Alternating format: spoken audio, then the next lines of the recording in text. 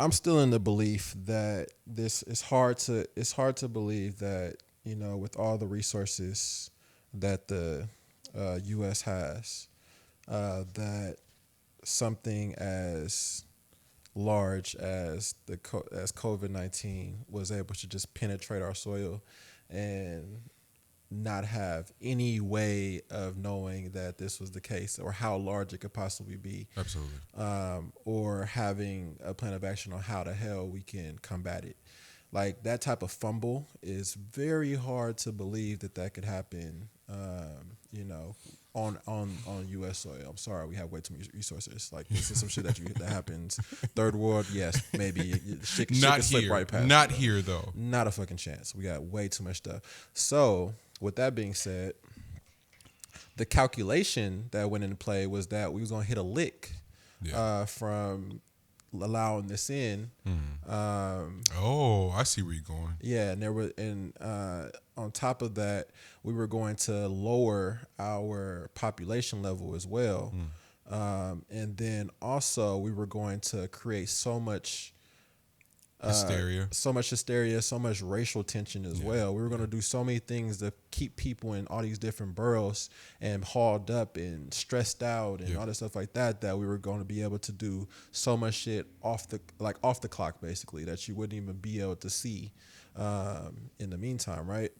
And with that, they were unaware or did not factor in divine intervention.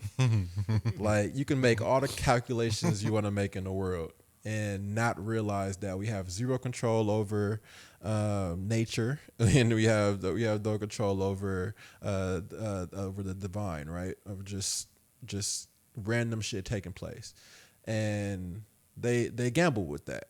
And what happened was that there was enough social problems that took place. There was enough time that we weren't able to get people back doing their distracting things, and with that was like the perfect storm of shit, damn near anarchy. You know what I mean? Like it was a perfect storm of people waking up when you thought that you were going to help them sleep. Like it's crazy. And with that, I'm just wondering what will come of it. Was like where I was going from there, because what I'm seeing across the landscape is that people are waking up to the fact that shit is not like the U.S. is not shitting roses. You know what I mean? Like that's Oh, this shit is some bullshit. you know what I mean? Like that's what people are waking up to, which is nuts that you're just not waking up to that. But I'm just wondering, like with the miscalculations, did the people at the top realize that you would eventually need people to sniff your ass and think that it smelled good? I'm just wondering if with that miscalculation right there, if we can flip it. You know what I mean? And it was just a wild, crazy thought that I had. But that's kind of where I end up being, when like I'm always on like ready to go mode. You know what I mean? Like it's not like a break for me. Like I literally am like when the moment takes place is time. You know what I mean? I just think that that's eventually going to happen. I didn't know it's going to happen this soon, but I'm just thinking. Yeah. Just a thought. No, I'm with you. I've had those thoughts, and trying to understand is, did their plan completely get fucked up, or is it going to plan? Because it's one or the other. There isn't Like any so bad that it could be good. Yeah. Yeah. Yeah. That's where I'm at, because did they account for the uprise and attention? Serious. This is a serious thought. Like, I don't want to undermine all the great work that's being done. But I also read a lot and understand how sinister shit is supposed to go 100% make you think this was your idea while we whooping your ass on the back end. All right. But that's where I go. I want to give kudos and credit to these millennials for being a little bit more resourceful than niggas thought, and having a little bit more gumption, and really not giving a fuck about money the way that they thought that we did. That part. I don't think a lot of these motherfuckers wasn't ready for a lot of the black people that they've put in positions of power that essentially run their companies. My sister runs a company basically. She'll never say it, and her bosses will never admit it, but I watch her run a company. They ain't bet on her being like, yeah, my nigga, okay. Oh, wait, you willing to walk away? Yeah. Fuck you thought. I know my value for real. The trick that you were able to pull on our grandparents and our parents is that you made them think that working for you was who they were. This e-commerce shit then broke y'all shit wide open. She could take her talents and go do her in her party planning and decorating business like that. Like that. Some impressive shit, man. To watch these kids bet on themselves and win. Mm-hmm. You understand this again at the sacrifice of our elders. So that's where I want to go back and go, oh no, they didn't bet on this. They also didn't bet on they didn't bet on the black unity. I know that for a fact. I know they didn't bet on that. They thought they still had us confused enough to where we didn't fuck with each other like that. Bullshit. I was just telling somebody this other day, in the music industry, all my shitty business dealings, guess who they've been with? With white people. Every time I do business with a black engineer, black producer, black label head that wants to just do a flat out split, it's gone fucking smooth.